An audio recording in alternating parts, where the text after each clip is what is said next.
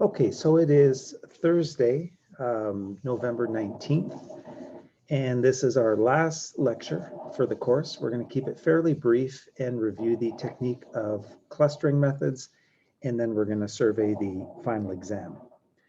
Okay, so last time, we're back in James now, and last time we finished off by talking about principal components analysis. And recall that principal components analysis was regarded as an unsupervised learning technique. Okay, we said it was unsupervised because we were asking the computer algorithm to actually seek out some components. So we didn't have a preset structure to things. Okay, so you can think of, in general, you can think of that supervised versus unsupervised. When we have categories on our DV or IV, okay, when we have categories on our IV or DV, then it's generally considered to be a supervised method. Okay, it's supervised because we're actually defining what we want the algorithm to do, right? We want to search for two groups on either side, etc. This one can be continuous or this one can be continuous, but at least you have some kind of a structure going on. Now, in the case of regression analysis, say X and Y, X predicts Y, well, that would be considered supervised as well, because we're telling the algorithm that we want to make predictions of Y. So when we looked at PCA and EFA for that matter, they were considered to be unsupervised. We weren't giving it that type of direction, that kind of instruction. We were basically asking for it to kind of search out components and search out factors. Now, again, we mentioned that those distinctions are a little bit arbitrary and they're very fuzzy because, as we saw in factor analysis, we had to select how many factors we wanted to extract. So really, as soon as you started asking the algorithm to extract a certain number of factors, that sounds very, very much like a supervised method, okay? And similar to PCA. I mean, if we choose 3 or 4 components, you can almost say that's in a sense supervised. But PCA would be less supervised than many others, because as we saw, whether you extract 1 component, 2, 3, 4, those weights are going to remain the same. So in that sense, remember we said PCA is not as dependent on those decisions that you make, because if you have 4 variables, you're always extracting 4 components, and not much will change if you decide to keep 3 components, okay? But nonetheless, we still have this distinction between supervised and unsupervised. Well, when we get to clustering methods, okay, clustering methods is usually best considered to be an unsupervised learning method, okay?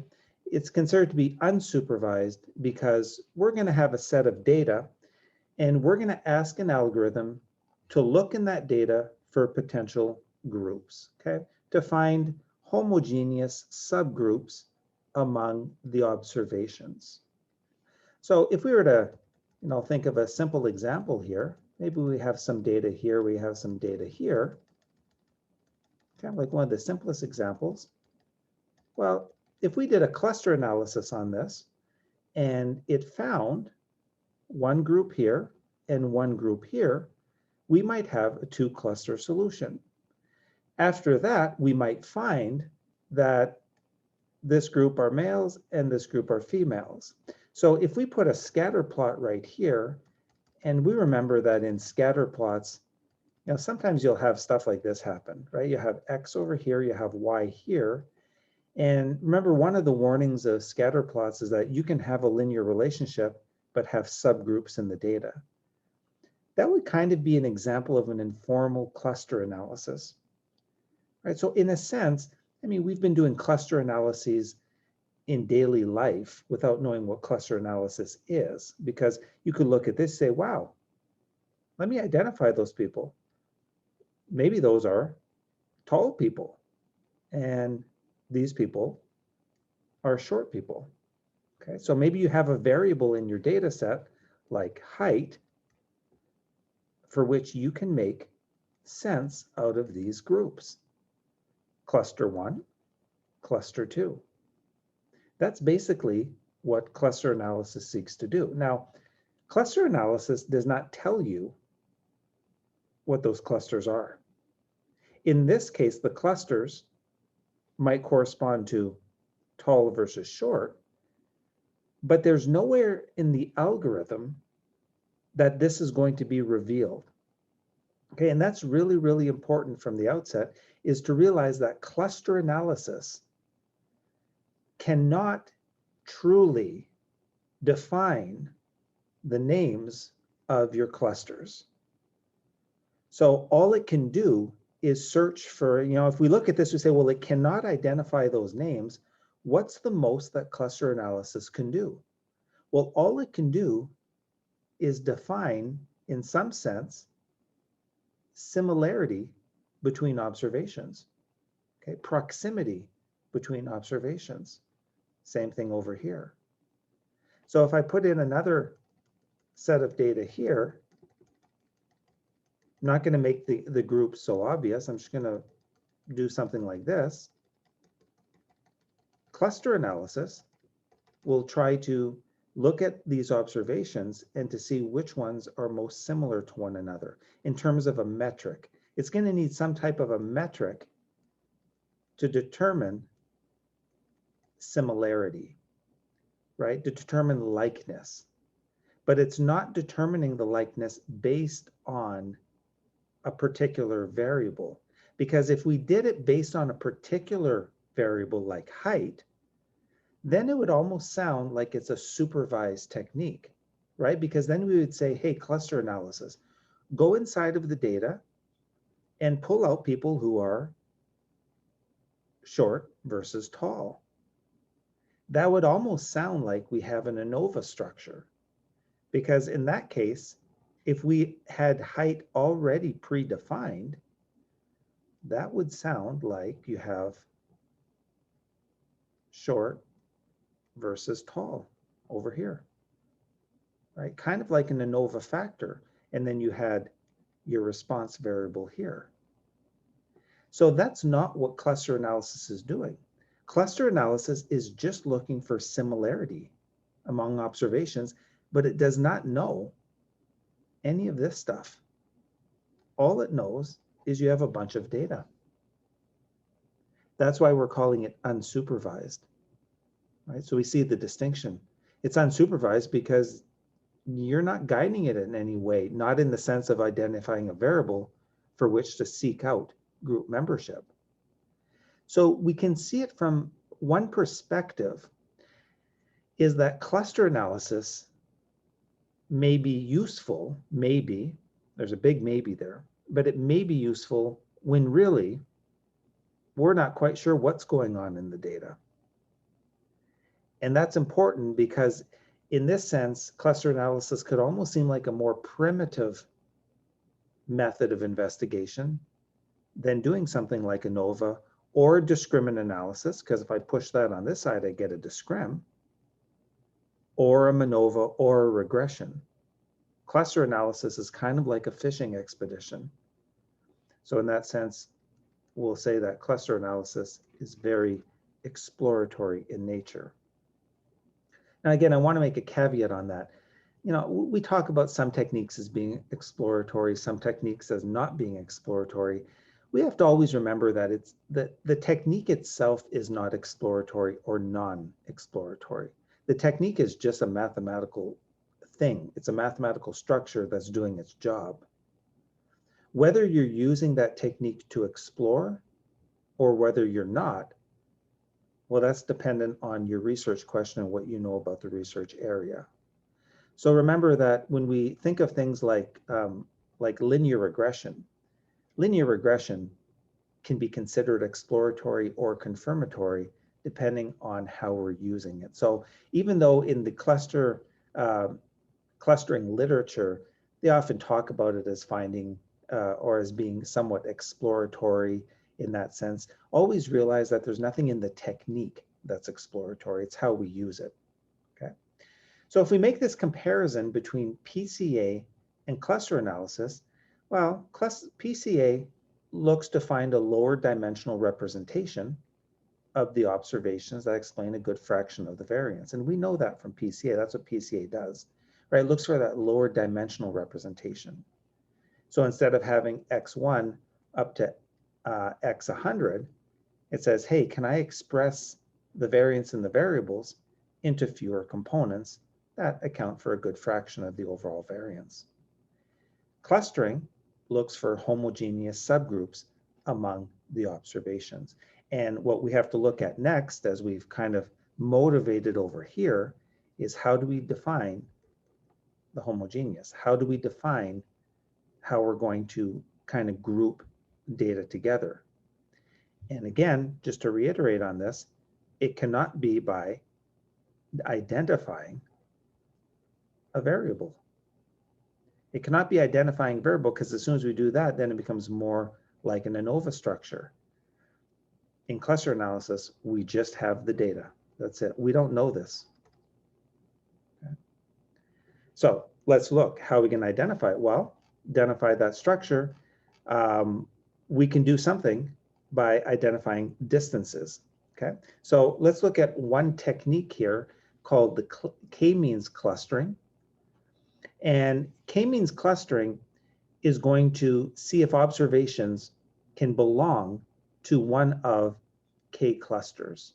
So we have a whole bunch of observations in our data, and we're going to identify an algorithm that puts observations in one cluster versus another so that the clusters are non-overlapping. No observation belongs to more than one cluster. So if the ith observation is in the kth cluster, then I is an element of CK. So what are we going to do? Well, it kind of looks a lot like, and these are the different sets here. The different sets are denoted by CK. So we have a whole bunch of different sets indicating the observations in these cluster. Now, the motivation behind cluster analysis, we're going to see it actually, in a sense, looks very, very similar to the analysis of variance. But again, it's the analysis of variance in which we do not know what the grouping factor might be, because we're going to have elements of within cluster variation that we're going to try to make as small as possible. And if you think of within cluster variation, that may sound a lot like within group variation, right? Within group variation. And we know that in the analysis of variance, we have MS error, which MS error is that residual term, right? That's that residual term that expresses that within group variation. In ANOVA, we have the grouping structure. In cluster analysis, we don't. So in a sense, what cluster analysis is trying to do is make within cluster variation as small as possible. In other words, it's trying to identify the variable on which maybe doing an ANOVA would be successful, right? That's a great way to kind of conceptualize what cluster analysis, at least some versions of cluster analysis, what we're looking at here, is trying to do. So it's kind of like the primitive before the ANOVA happens, right? There's the data. And what if cluster analysis came around and said this? Here's a good grouping structure. All of a sudden, this becomes the precursor to doing the ANOVA. And where it's looking to make that within cluster variation as small as possible, this structure will be identified to get this variation within cluster variation to be very small. So again, we see the parallels between ANOVA and what cluster analysis is going to try to do. And the k-means clustering, if it can do that, well, it's providing a pretty good solution, even though, again, it does not tell you what the clusters are. Here, you presumably know what the clusters are because you gave these people 1 milligram of drugs, these two people 2, and these people 3 in our COVID treatment, right? We gave them 1, we gave them 2, we gave them 3. In other words, you had a theory regarding the group membership. right? That in the ANOVA, what you have here is a theory regarding the group membership. In cluster analysis, you don't know what it is. And you don't even know where these exist either. So in cluster analysis, you're kind of just saying, hey, find me something. Find me something, but it's not going to name it for you. It's not going to name what this is. You're going to have to come up with a name for it by looking at your data to try to see what variable is distinguishing those groupings that are developed by the cluster analysis. So again, what we want to realize here is that cluster analysis at its basic core, the most it can do, okay, now this is really important because look, the most it can do is say this observation here is similar to this observation here.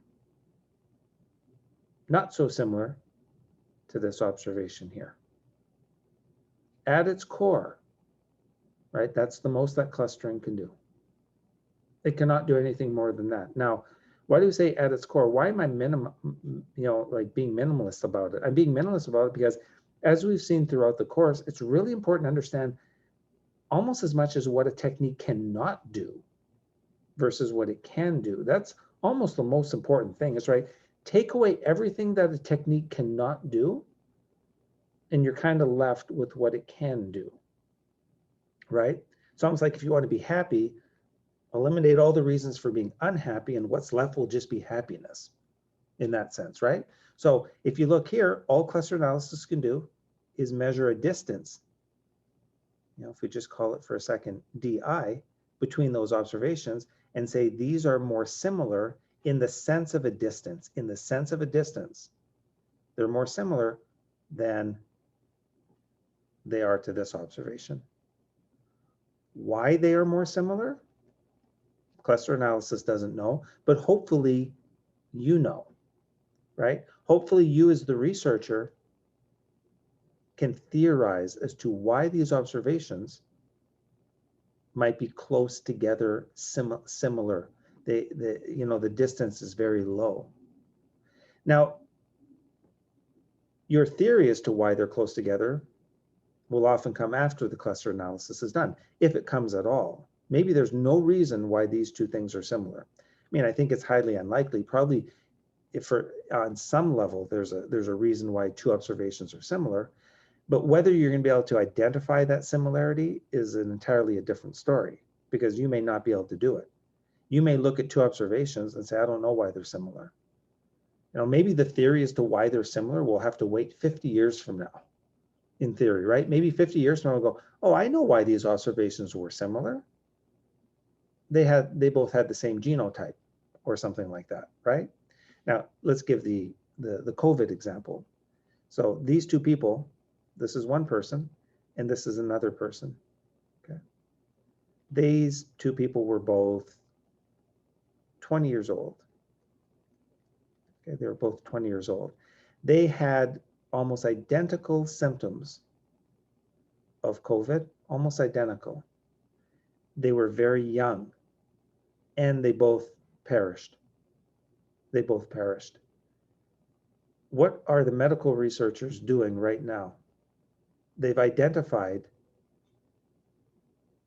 a little cluster, right? Maybe let's make it maybe 3 or 4 people, just to make it a little more of a group.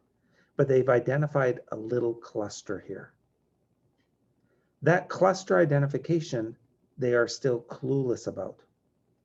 They have no idea why 20-year-olds in otherwise good health are perishing from COVID when you have 60-year-olds and 65-year-olds and 70-year-olds, even with some conditions, who are actually surviving. So they don't have any idea of that. All they can do is identify the proximity and say that this observation is similar to this one, is similar to this one, is similar to this one.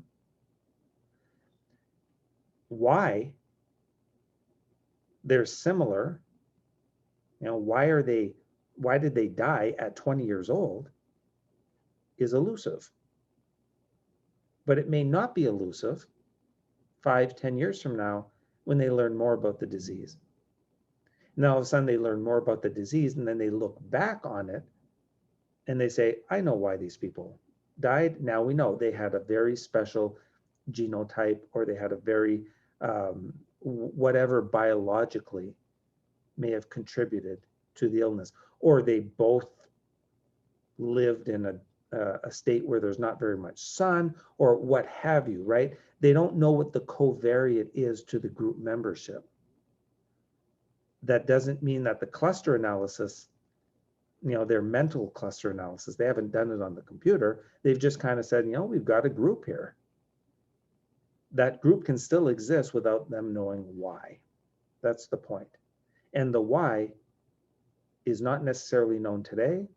It could have a variety of explanations. So in my example just previously where I said the tall versus short, that may be only one explanation for why the groupings are similar. Maybe there's other explanations. Maybe height has nothing to do with it, right? Maybe height has nothing to do with it. Maybe age has nothing to do with it. We just don't know until we know more about the problem. Okay. Another example, you can think of the state of Montana, and you can think of a whole bunch of counties, right? There's a whole bunch of counties. So here's Missoula County, there's Ravalli County down here. Well, all of these clusters, these groupings, you can say are already made for us in the sense of county membership, right? So you can look at, one county here and you say, my goodness, they have a lot of COVID cases. Well, why do they have a lot of COVID cases? We don't know. We just know that their distances, the distance between objects, are similar as we would over here, but we don't necessarily know why.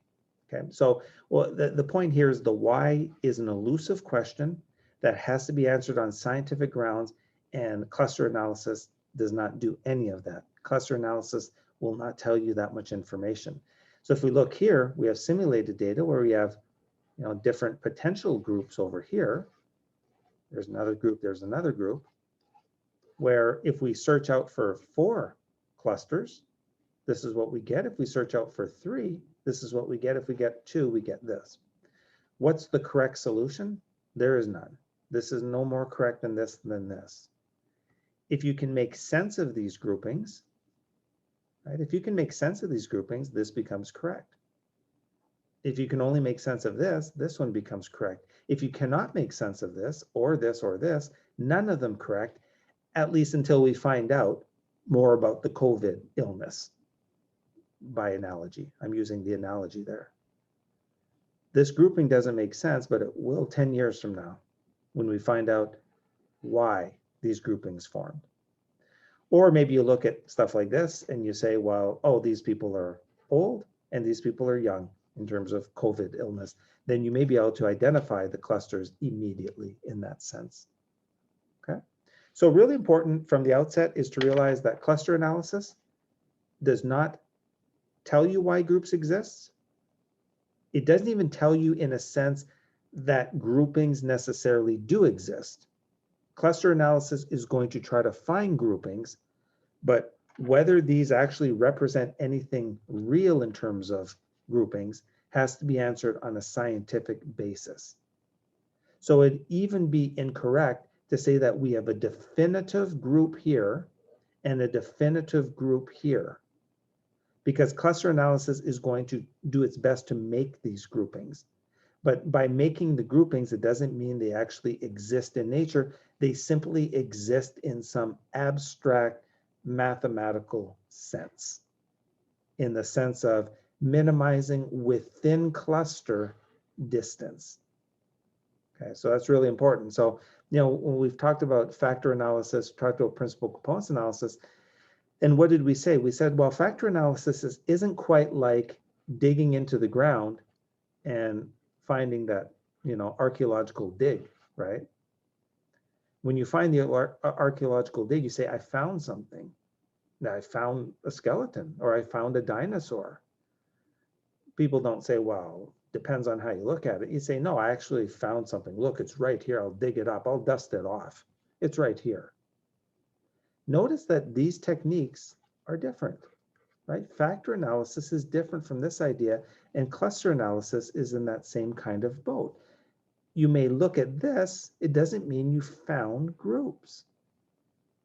It means that cluster analysis separated things into groups, but it doesn't mean that they're real in any sense. It just optimized, right? It optimized a function. And we know that optimizing a function, like group separation, is not enough to answer a scientific question. Just like the factor analysis model optimized, right, the relationship between R and predicted R in terms of those correlation matrices. It tried to match those as closely as possible, right, through the loadings. But whether it did that in any sense that represents scientific reality is almost a different question, right? So the point is here is you can do the EFA, you can do the cluster analysis, and it can mean absolutely nothing unless it corresponds to something that you can make sense of scientifically. That is so, so important, right? It's so important because here's the errors that people use cluster analysis do. They'll do a cluster analysis, say, there, we found two groups. Well, you only found two groups by the mathematical algorithm, by minimizing or maximizing a function. Whether these groups actually exist in nature is a separate question. So the danger as well is that when you find, when you do a cluster analysis and you get this, that you think that there must be some reality to it. In other words, you figure this must represent something. It might not represent something other than just the algorithm doing its job. Okay? So you don't want to look at finding clusters as somehow finding ontological reality and saying, wow, thereby exists clusters, because it may not be that way. Now, I could probably say in most cases, when you see something like this, you probably have a pretty good hypothesis as to what's going on, right? So if we did the, the COVID cluster analysis, as soon as you see stuff like this, you're like, wait a minute, I bet you these observations are all young, these are middle-aged, and these are old. And sure enough, you check in your data file and you say, yep, we got it. I think we have a reasonable cluster solution. So oftentimes, hopefully it jumps out at you. But if it doesn't, then you have to say, well, maybe there's nothing there. So maybe this person is 80, this person's 20, this person's 50, and you have the same mix over here. Well, maybe there's nothing going on. So just be aware that as we look at this techniques, and this, the difference between mathematical optimization versus scientific discovery, they don't necessarily fall in line with one another. And throughout the course, I'm hoping that's something that's been realized, right? Is you can do a statistical technique, but it doesn't necessarily mean that that statistical technique is representing something of scientific value. It doesn't necessarily mean it's corresponding to scientific reality. That's why the application of statistics is very challenging when trying to make a scientific claim, because it's not as simple as that. Okay? Now, hopefully you do find clusters where you're like, wow, we can see the solution. Just like the factor analysis, right? The factor analysis go, wow, we can see the solution. Okay, but it doesn't always work out that way. So we want to solve this problem here. It says we want to partition the observations into K clusters such that the total within cluster variations summed over all K clusters is as small as possible. And this is what we just said. Well, there's different methods of defining the distance. Okay, there's different ways of defining the distance. Remember, all cluster analysis can do is define distance. Can't do anything more than that. So one way is to use the squared Euclidean distance. And that's the distance between two different points, but squared. And we can say that it gives us the optimization problem. See, there's that word optimization, right? Boy, like from a technical standpoint, all these methods do, right? We're at the end of the course. So what you're starting to see is all these methods, wow, they just optimize a function. That's what statistical methods do, is optimize functions. This one again optimizes a function. What did PCA do? Well, it optimized the function so that most of the variance in the variables is on the first component. That's all PCA did. Likewise, what did discriminant analysis do? LDA, maximize separation between groups. So you see that we've got this optimization theme reoccurring over and over. So we combine those two, we get the k-means clustering solution where we're trying to minimize that square distance and get that within group variability to be very, very small. So we can see that this can be defined in terms of an algorithm. So the first step in the algorithm is to randomly assign a number from 1 to k to each of the observations. This serves as the initial cluster assignments for the observations. So all observations are in their own cluster, right? Kind of like, you know, when you go out into the world, you know, everyone's in their own cluster. First day of school in, like, you know, grade 2, you're a kid and you're standing in line, and you know you don't know anybody at the school, so you're in your own little island. This one own little island, this one little island. You have k equals 1, 2, and 3. Now the iteration here happens where you start having cluster assignments. So for each of the k clusters, you compute a cluster centroid. The kth cluster centroid is the vector of p feature means for the observations in that k cluster. So what are the feature means? Well, the feature means are the variables you have in your data set. So what are the variables here? Well, you like sports. This person likes sports. What other things could you have? Well, sports, yes, no, type of sport, type of subject that you enjoy the most, English. You know, maybe this person enjoys English as a subject, reading. This person's into sports. This person's like sports but enjoys math.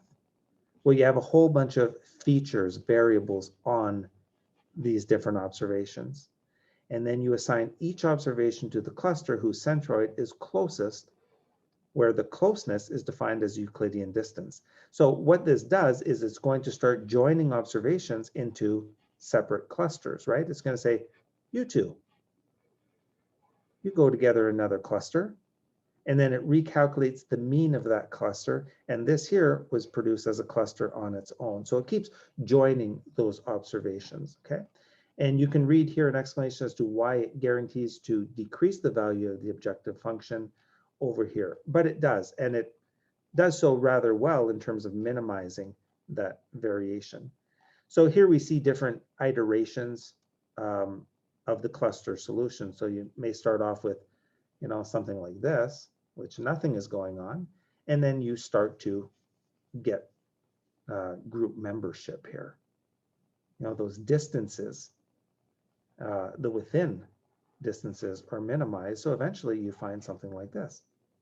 And the purpose of the iteration is to keep doing those reassignments, right? Just like the people, the kids. You're starting to reassign so that eventually there's one group, there's one group, there's another group. Okay. And these all have similarity. But again, the similarity that these have is a complete abstract similarity. This is important. This is important to understand that these just have an abstract similarity so far. It's just the distances between objects. What this cluster represents, who knows? We don't know. We just know that these two people, or these, not two people, there's a lot more, but they all seem to like English class, and they all seem to like sports. These people, sports, but they like the math class more. And you know, these people may be something else, but if you look at this, then you try to observe those differences and potentially make sense of the cluster solution. Now, what's the most basic way you can make sense of this cluster solution? The most basic way is you can say, you know what, these people seem similar on maybe English and sports, but it would be nice if you can actually give this a name and give this a name in terms of the cluster membership. There's cluster 1 and there's cluster 2. But again, the algorithm doesn't know anything about this. All it's doing is what you do with the input variables. And you can imagine if you have a lot of input variables, right? Maybe you have like 20, 30, 40, 50, 60 input variables. Well, then naming the clusters may be hard to name. If you think of this in terms of the black box, okay, remember the black box idea with the KNN? Well, the black box idea can pertain to this too, because sometimes like marketers, you can see where this could be used in marketing, right? Is that people are similar. They may not be able to identify the group, they just know that they're similar and maybe be able to use that similarity in making predictions and targeting what you're going to shop for on Amazon, et cetera, things like that.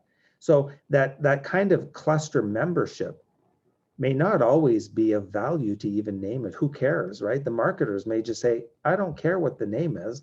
I just care that they're going to buy this product after buying this one. So you can think of that as atheoretical in that sense, in the sense of the black box prediction. But at the same time, from a substantive theory point of view, you probably want to get to naming those clusters if you can. Okay. More iterations over here. Okay, now the second version of cluster analysis is the hierarchical clustering method. Okay, so this is an alternative approach which does not require that we commit to a particular choice of K. So right away, the difference here is when we do a K-means cluster, we're asking the algorithm to pull out 2, 3, 4 clusters. Okay, so in this sense, even though James and the authors call this an unsupervised technique, it's kind of supervised, isn't it? Because we're prescribing the technique to pull out 2 clusters. We're prescribing it to pull out 3 or 4, etc. So when we look back here, we see that even though we're asking it to iterate, this final solution is based on us requesting a 3 cluster solution, right? So we said, hey, pull out 3 clusters. Okay, it did the best it can. This is what cluster analysis, that's what cluster analysis, because if cluster analysis were a person, you're telling that person, go find me 3 groups. Here's a whole bunch of data. Go find me 3 groups. This is what cluster analysis says. I found 3 groups. Okay, go find me 2. Well, maybe if you find 2, the solution looks different. So right off the mark, you're asking the cluster analysis to find a particular number of groups. So again, you can see why it's a little bit subjective, almost like the factor analysis idea, where factor analysis, a 2-factor solution, may look different than a 3, than a 4, etc. That's why you cannot associate cluster analysis with finding thy groups. Okay, finding thy groups, the thy. What does the thy mean? It means there shall be 2 or 3 groups in the data. No, all it's doing is doing its optimization on the number of groups that you prescribe to find. It's not necessarily related to the ontological existence of how many clusters you actually have in the data.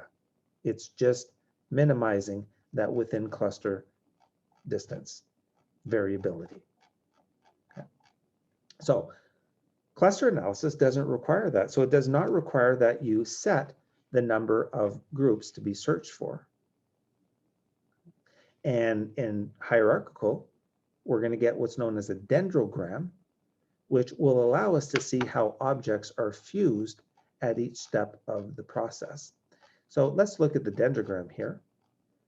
We've got some sample cluster analyses done, hierarchical. Now it's called hierarchical because what happens is it starts grouping things based on similarity down here. So it's saying, boy, these objects are similar, etc. And then it starts fusing that at higher levels, right? So we can see that this is a history of the cluster membership algorithm, the routine. So it's putting these together here, putting these together. Eventually, well, you start to maybe make some sense of this, and you start to say, okay, these observations right here, maybe that's a group, right? Maybe this is a group right here. You've got 1, group here. Maybe you have another group right here.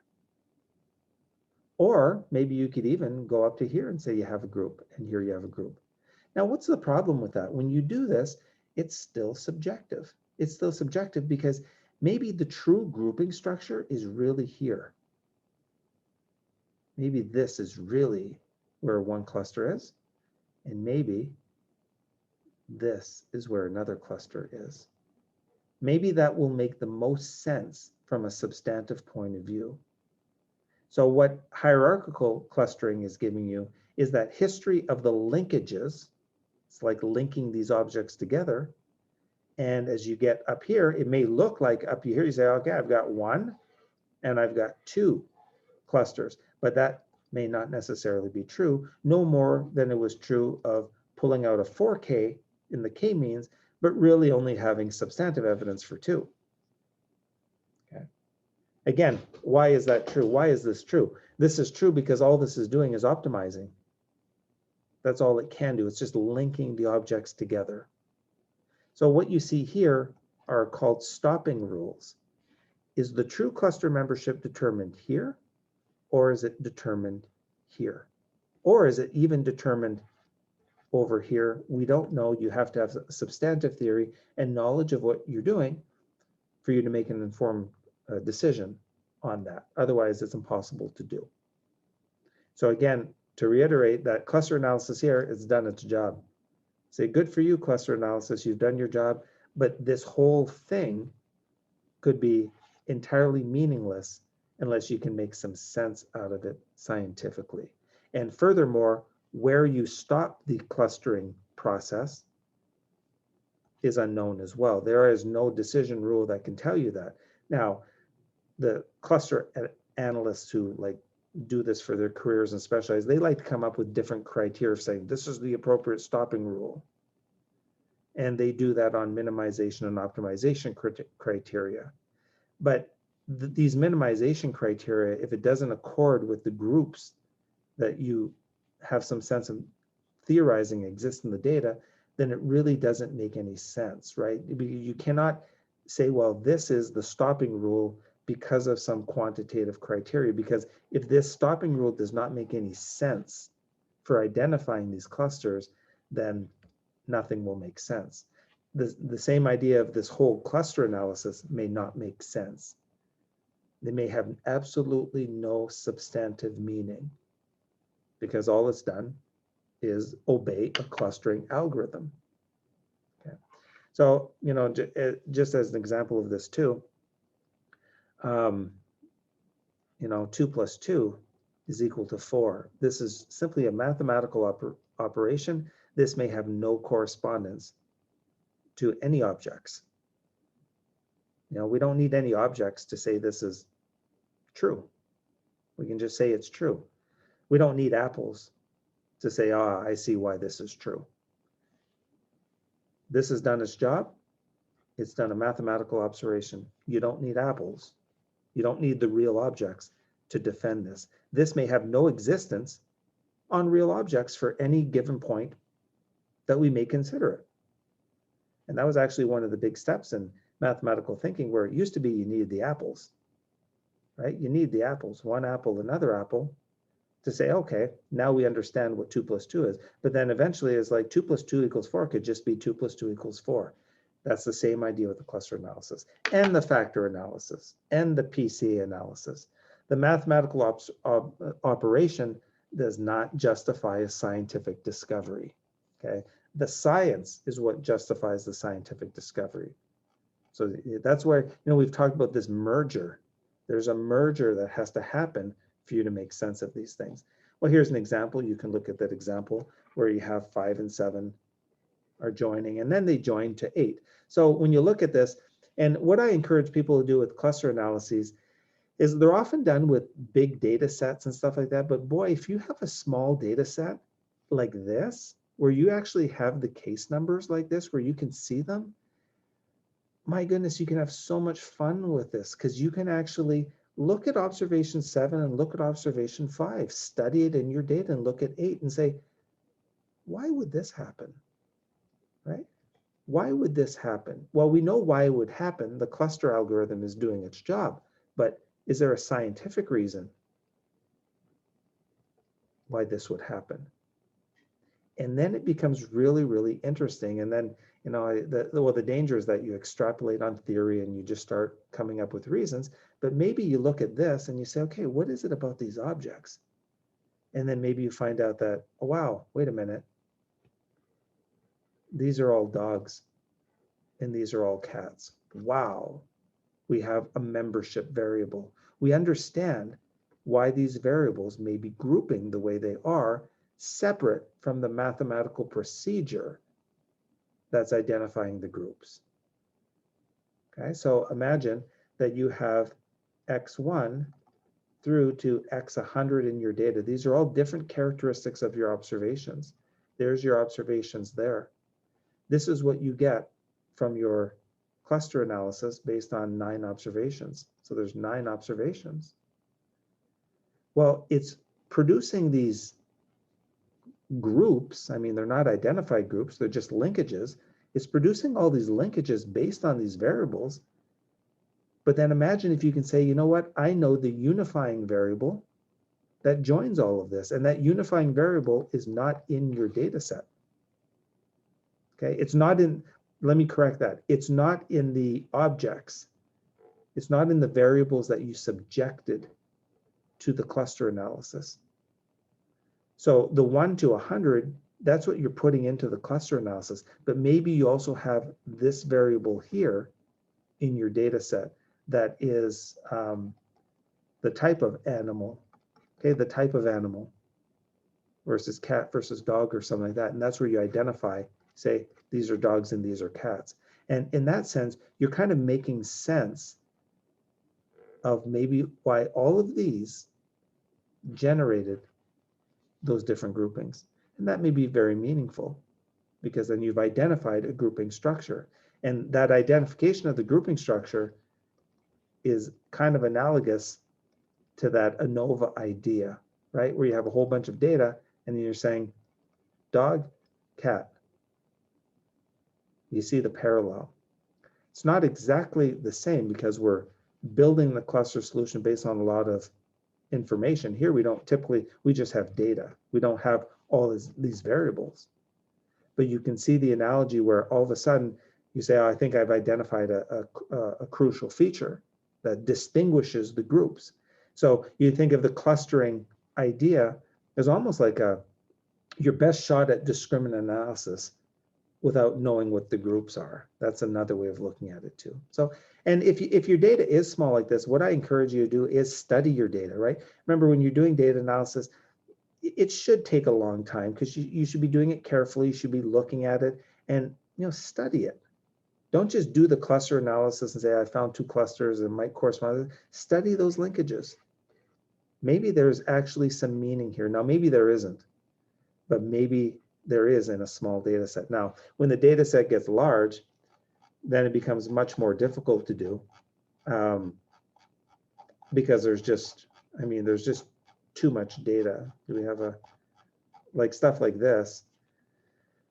Well, it becomes very hard. And these are actually even small dendrograms. Sometimes the dendrograms get really, really big. So you're trying to make sense out of this could be, almost impossible. And you can, if you're spending all of your Sunday afternoon, studying, why do those go together? Well, that may be hopeless.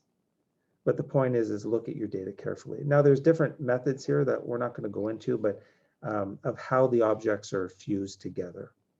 So, as always, right, there's different methods of factor analysis. There's different estimation methods of factor analysis. There's different cluster analysis methods. There's k-means, there's hierarchical. And then within hierarchical, there's different ways that you can identify linkage and the joining of objects. So they're all joined in separate ways a little bit that could produce different solutions, right? So like, here we go again, right?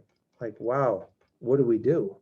Well, that's where you need to, whenever you report a result, remember, based on the last assignment, right? One of the features of the last assignment, that one of the big takeaways is when you identify a result or a finding, you always want to identify the methodology that produced the finding, the methodology that produced the finding, because methodology produces the finding.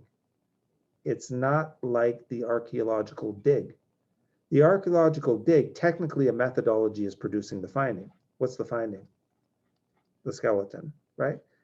You're saying I'm going to dig so much into the ground, and that's my method for finding the skeleton. But boy, the archaeologist has it easy, because they say, once I found the skeleton, it's over. People say, what did you find? The skeleton. What method did you use? A shovel. I used a shovel. That's all you really need to know. Well, maybe I didn't use a shovel, I used something else, but who really cares? You found the skeleton.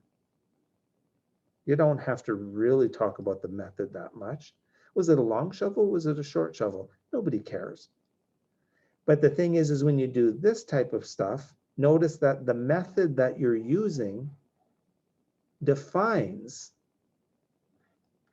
the nature of this thing that you're finding, which is very, very important. That's why you always have to describe the method, so people are aware of it, and the two don't exist separate from one another.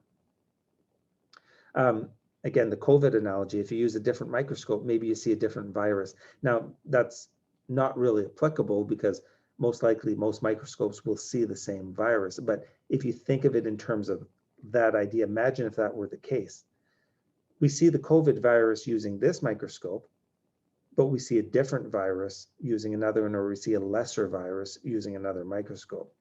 That's almost what's going on here. And it's going on in factor analysis. You got to identify the methodology, and do not be too quick to say, I found, lick it, stick it, stamp it, right? I found 2 clusters, and 2 clusters exist. Careful about using the word exist, because oftentimes they only exist depending on the methodology you use to do the searching. Okay, very important. And that's a theme that repeats itself across what we've looked at, multivariate techniques, etc. Okay. So in that sense, it could seem a little bit arbitrary, right? You say, boy, if different methods may provide different solutions, how am I supposed to know what method to choose? And oftentimes there's no good answer for that. You simply have to identify what method you used. Okay. So the idea of certainty, is kind of faded a little bit because of that dependency on the methodology used across things. Okay, some practical issues with clustering. You can look at these now. Sometimes we want to standardize the data. Okay, and we know that standardization, well, it could be useful, especially if your variables are measured on different scales, have different variances. Sometimes standardizing is a good idea. There's nothing wrong with running one cluster analysis with standardized versus unstandardized data and see what you get and compare them. There's absolutely nothing wrong with that, right? Remember that many of these things, running different methodologies doesn't mean you're increasing the type 1 error rate. It doesn't really have anything to do with that, right? So there's really nothing wrong with running 10 different cluster analyses. No one's going to accuse you of saying, well, you're phishing the data. Well, if they said that, if they said you're phishing the data, you say, yes, I am. That's the point. But just identify what you did and trace what you did. So here's what would be wrong, right? You wouldn't want to do a cluster analysis, say find 2 groups after running like a month worth of analyses, running every conceivable possibility of cluster analysis, and you found this. And then you report in your manuscript, I found 3 groups, there exist 3 groups. Well, you might want to mention the search, right? You might want to say, I did a whole bunch of methods and I came up with this. Other methods did not find this, right? 99 of the 100 methods I followed did not find this. The one method found this. You want to trace your steps, and that helps you be ethical about what you've done. You never just want to present the best case scenario of what you're seeing. You want to be honest about what you've done. Okay. Word on validation and some other things there in cluster analysis. You can just read that if you like. So that's it for this chapter, and then it gets into the lab on PCA, and there's some stuff on components analysis there. So hope that gives a sense of what cluster analysis is, and the rest is in the details. And like I say, performing a cluster analysis is not very hard, but interpreting it can be much harder. And just to close this, remember there's different distance measures as well. So trying things under different distances can be useful. Now, when you look at the cluster literature, and these are the people who do, they literally spend their careers doing cluster analysis and developing algorithms. They even come up with the conclusion that there is no definitive right way of doing it. And even more than that, some really, really good authors on the subject have even said that cluster analysis isn't always the best way to identify clusters. Right? It's not even the best way because it doesn't really tell you what a cluster is. And that may seem really, really strange, but cluster analysis does not tell you what a cluster is. All it does is identify distances and purports to kind of join them based on those distances, join the observations, but it doesn't define what a cluster is. So some authors even suggest that even visualization techniques can be useful as well. You know, you don't necessarily need to minimize a within distance. You could actually just look at plots, look at graphs, and see if you might come up with some hypotheses. So maybe I'm looking at the scatter plot here, and I'm trying to identify some groups. Now, if I identified those groups, I might want to run it under a few cluster solutions. But the point is cluster analysis is not the only way to find groups. Okay. So again, that kind of helps to put this optimization criteria in perspective, because it's not necessarily the only way to do it. There's always different options for doing it. Okay, okay, so that's it for cluster analysis. Why don't we take a quick break, and we'll be right back, and we will survey the final exam.